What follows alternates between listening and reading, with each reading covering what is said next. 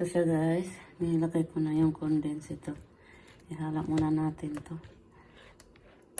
Halo-haloin muna.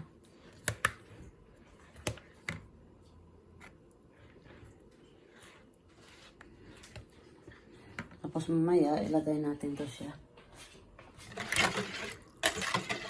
Pero medyo mainit pa to. Ito na siya. Ano na natin, solo na natin sa lagayan ng yung ice candy wrapper. Ito guys, ready na yung ice candy ko, nilagay na sa freezer para pa gahi.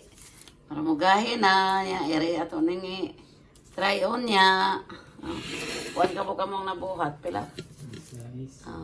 16 ka po guys. Ito na. Nilagay na sa freezer.